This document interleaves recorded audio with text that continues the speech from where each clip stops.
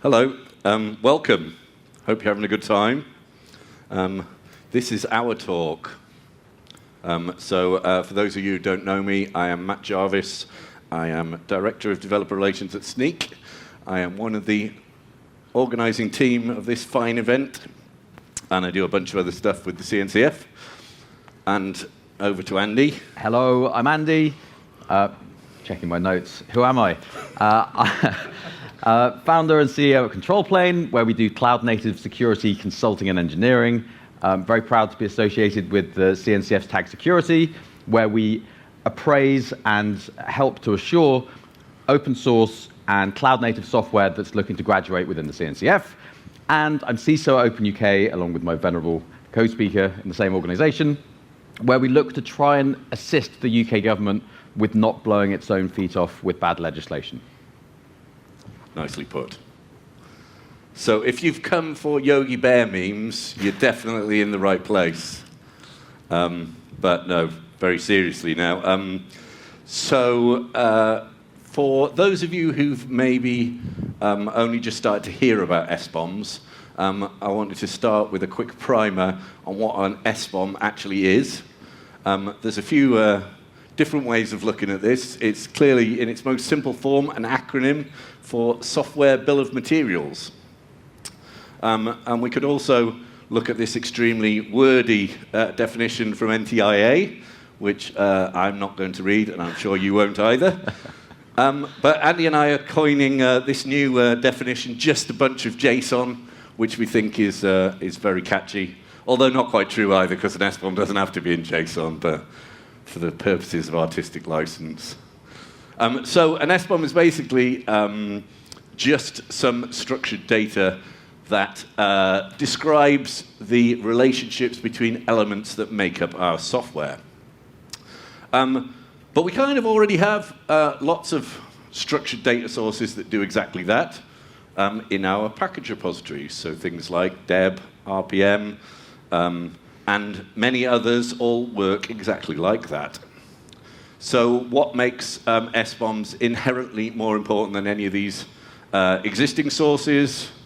Well, nothing at all, really. Nothing makes them inherently more valuable than any of those. It's all basically software composition analysis. But that's not to say that SBOMs aren't valuable. They are a very important step in improving how we manage supply chain security by giving us a standard machine-readable way of distributing and sharing that information.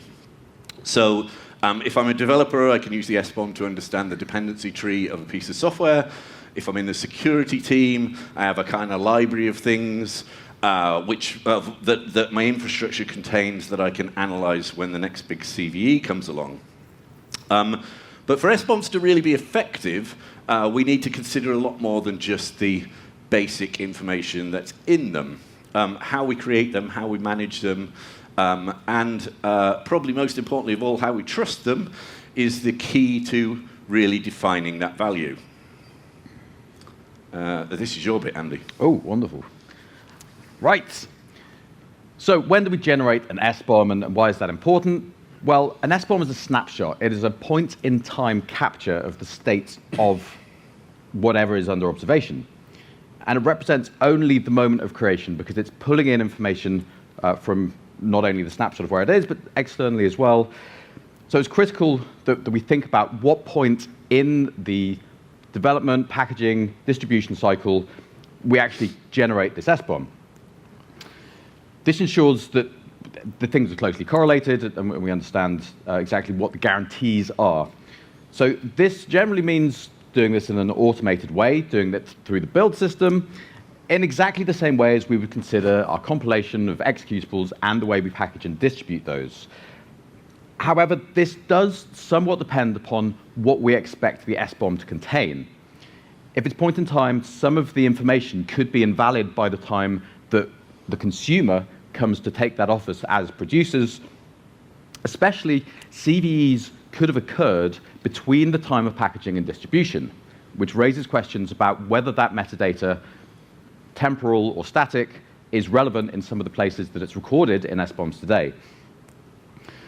It could also make sense in the spirit of continuous validation and verification, to regenerate an SBOM at the point of ingestion into our systems. Why would this make sense? Well, this is software composition analysis. It is what we do today, and why would we bypass these existing processes and suddenly give our trust to an external entity instead of trust but verify and the zero trust mantra, but the way that we do things in security in general. So perhaps our point in time should actually be the deployment time to our production systems. Any or all of these approaches have their own merits, but probably from a logical and ease of adoption standpoint, it makes the most sense to create an SBOM at build time as a producer, and then to scan the SBOM to update any vulnerability information at point of use as a consumer. Whichever way ends up being the best for you, the most important questions around SBOMs are questions of trust. Trust is fundamental to human interactions and, by extension, human digital interactions, deeply rooted in authority and accepted on implicit and explicit levels in our daily lives. In technology, the producers and the authenticity of the authors of software and hardware is verified through cryptography. And trust is extended to new producers through some chain or web or hierarchical system. This is very much like having trust in a restaurateur's complex dish. Its ingredients and safe preparation, ensuring no impurities or unknown elements are added to our dinner. In contrast to other industries where shared responsibility models exist, software lacks a trusted food standards authority to vet the entire digital supply chain safely, which means we need to extend our trust as consumers to each producer individually. Trust in an SBOM depends upon the producer and its adherence to practices that lead to a more robust and trustworthy supply chain ecosystem. Our software food standards authority would check the developers, the CI/CD, packaging infrastructure, the owner of the signing keys used to asynchronously verify their claims, as well as the guarantee that no other malicious software or individuals are in the build chain or have access to those keys, and underwriting the whole security guarantee end-to-end from a third party that observes compliance to the promises made to us by the standardizing authority. Tech is a long way from the level of trust put into other supply chains like food, medicine, and hardware. Yeah, this is me now. So let's talk a little bit about SBOM quality. And quality might be a kind of funny word to use here in the sense of standards, but hopefully we'll kind of explore that a little bit. So as with a lot of formats, there are part of the standards that are kind of mandatory and loads of parts of it that are optional. So a lot of the tools to create SBOMs at the minute really only deal with the mandatory elements of the SBOM, which means that not all SBOMs are created equal. There's an emerging set of tools for testing the quality of an SBOM, things like SBOM Scorecard from eBay, SBOM QS from Interlink, and other tools from organizations like NTIA. But this idea of quality is kind of a pretty subjective field because the definitions of quality differ, and all of the tools present back quality scoring based on different parts of the data that's in the SBOM. So things like full package URLs, license information. I think what's really interesting, though, about this kind of emerging field is we can look at these tools as reflecting what users think is important in terms of the information contained in the SBOM. And so we think that these kinds of tools are likely to influence the development of SBOM creation tools in the end because they reflect what users want. So as an example of this is an entirely correct Cyclone DX SBOM. I've kind of snipped it for brevity because we're only interested in these small bits of it for this example. But we can see, it's got stuff about the libraries, it's got stuff about the dependencies. And if we test that with SBOM Scorecard, the overall score that it gives this SBOM is 77%. And that's based mainly on the fact that there are no license information in this SBOM. There isn't a hard requirement in the spec for license information, but it's clearly seen as important because all of the quality testing tools actually score pretty highly for whether your SBOM contains the license information. And again, this is entirely subjective, so it's really going to be down to your own organization about which parts are important for you in an SBOM when you get one of these things from a software supplier. And once all of our software starts being shipped with SBOMs, we can kind of imagine wanting to do this kind of quality testing as part of our ingest of a particular piece of software. And one way to do this might be to use policies in our CI/CD systems and potentially gate on poor quality SBOM documents. And we can leverage existing kind of policy tools here like Open Policy Agent to build these tests into our pipeline. And this is an example of a Rego test. That will fail if the SBOM scorecard score is less than 8. And if we run this locally using Conftest, we can see that that SBOM that we just looked at fails to pass that particular policy. So given that we've got a lot of these optional fields and our tools may not deal with all of them, we can imagine that users might want to enrich their SBOMs to add relevant data that they particularly care about. So perhaps we want to add that license information, or perhaps we just want to get richer information about the components, about authors, maybe about security vulnerabilities. And again, here there's emerging tooling to do SBOM enrichment that allows us to add other interesting data from different data sources into that basic SBOM. Parley is an open source tool from Sneak, but other tools are available, which does exactly that, enriches SBOMs to add more detailed package data. It covers things like security scoring from OpenSSF, and you can even add vulnerability data from Sneak's vulnerability database. So if we go back to that example that we showed earlier, we can see we've got that basic package data in there, but it's fairly minimal. It doesn't contain any licenses, and we know that scored it down on the quality testing. So one of the sources that the upstreams that Parley supports is ecosystems, and this provides a ton of open data about packages available via an API. So let's take a look at enriching this with the original SBOM with the ecosystems data. And again, because these SBOMs are so huge, I've kind of split them into 2 columns so we can look at a bit more of the output. When we've run Parley on it at the top, and when we look at what our SBOM, the new SBOM now looks like, we can see that information about the packages is tons richer. We not only have all the licenses are all in there, but we've got much more detailed information about the supplier. We've got lots of external URL references to websites, etc., and a bunch of different properties like the published dates, and there's various tags and stuff in there. And if we retest that enriched SBOM, we can see that we now score much more highly on that particular quality test. And another avenue for enrichment is adding the OpenSSF scorecard stuff to our SBOMs.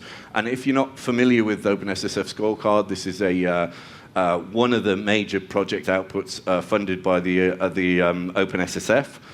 And this can run a whole bunch of checks on open source repositories for security issues, for community health, for licenses. And these are all machine readable and accessible via API. So let's look at enriching with the OpenSSF scorecard stuff. Here again, we've run Parley on that, and we can see that we've now got the external references section, which is linking directly to the OpenSSF scorecard for that particular package. And if we navigate to that URL, you can see on the right we've got the scorecard scores for that package in JSON. And the last bit is thinking about vulnerability data. And Andy's going to talk a bit more about how the different ways we can represent vulnerability data inside SBOMs. But here we're going to look at embedding it directly within the SBOM itself, which is in the SBOM world, this is called a VDR, Vulnerability Disclosure Report. And with Parlay, we can do that directly from Sneak's database, and you can see that enriched SBOM now contains a whole bunch of information about vulnerabilities within that particular version of that package. The enrichment's going to be super interesting, I think, in this space. There's a ton of possibilities for how you can customize these things, and it is going to be subjective depending on what your particular organization actually cares about. But by enriching things, we can add lots of different sources in there and really add depth to that basic stuff that's in the SBOM. This is your bit. Right, thank you very much. You can tell we've practiced this. Smooth transitions. Right, so we've looked at the composition, things that we can do to embellish and enrich, the saucy sandwich. Very pleased with the breadth of Yogi Bear memes that we've managed. Now a bit of Pink Panther for those of us of a certain age. So there is no such thing as secure software. Software that stands still dies, atrophies. We want to take advantage of new features, and new features inherently bring the risk of new code, untested or unknown code paths, and thus potential security side effects and vulnerabilities. Companies that don't ship features will, of course, be beaten by a less risk-averse competitor. So can we use SBOMs to help mitigate this risk of compromise, achieve business value, and if we do, what are we risking? Well, of course, if we can bypass an SBOM, we can do all of the classic things that will go wrong in computer science. SBOM compromise can lead to software implants, remote code execution, a host of further boogeyman-related threats. These are, of course, present in software at large in general. But it's important to note that when overly trusting an SBOM and not verifying its contents, we can be lulled into a false sense of security and open ourselves up to things that we would otherwise have caught with standard software composition analysis. Really want to ensure that the parity and the mind share between those two doesn't snap and falter. So let's discuss VEX and VDR. These are not SBOM formats themselves, they are companion formats, and the impact of running SBOM generators at different phases of the life cycle, and how these VEX and VDR temporal aspects to do with, again, CVEs and the time that the CVE is released against a software package link into an SBOM and these new packaging metadata formats. So while the software bill of materials is a valuable tool, it may fall short when it comes to distinguishing between exploitable and non-exploitable vulnerabilities. However, early adopters of SBOMs have stepped up to the plate, proposing new standards and updates to mitigate some of these things. And amongst these standards sit VDR, CSAF, VEX, and OpenVEX, each making its mark in the realm of vulnerability management. Think of security scanners as over-eager watchdogs. Sometimes they bark when there's no intruder. Imagine being alerted to a vulnerability that's already been patched, or it's not present, or it's not executable because it's an unreachable code path, or a function in a library that's not called by the consuming software. So we want to teach our watchdog new tricks to cut through the noise. This is where something like VEX comes in. VEX is vulnerability exploitability exchange formats, and if the producer of the software feeds us this VEX, this data can indicate that a trusted party, ideally the producer of the software, the vendor, has verified that even though they're depending on a package, for example, OpenSSL, and there's a vulnerability in that package, it is not exploitable for one of that range of reasons. And concretely, for example, a vulnerable cipher with a function signature in OpenSSL, if I know as a producer of software that I'm not calling that function signature, I can still safely consume the rest of the package or the rest of the library because I've traced the code paths, or I've done symbolic execution, or I've instrumented the thing, or if I'm running an interpreted language, I've tree shaken that piece of code out. I just deleted the file from disk, or removed the function signature. So there's multiple ways to use either a vulnerable package or a mutated version of that package to bypass CVEs, to prevent the producer having to upgrade everything else that comes with the package. Think of the levels of trust that a vulnerability assessment team are now imbuing that VEX document with. And herein again lies that ultimate question of trust. So the triumvirate of vulnerability management, VDR VEX and OpenVEX, vulnerability disclosure reports essentially lists the vulnerabilities in a package produced by software vendors. However, it does not have a common reporting standard for programmatic consumption. It might just be a load of screenshots, it could be a spreadsheet. On the other hand, VEX bridges this gap by sharing information about the status of vulnerabilities in a machine-readable way, and OpenVEX, which ChainGuard have been leading, provides an implementation of VEX that is interoperable and embeddable in any SBOM specification. As always with these things, again, CISA and the NTIA, I think, in the US, have led a lot of the SBOM discussions, working groups, etc.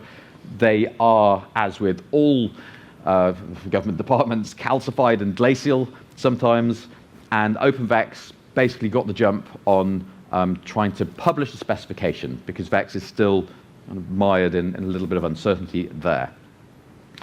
So now that we have listed some of the problems, some of the potential solutions, and risk points, let's attack an SBOM.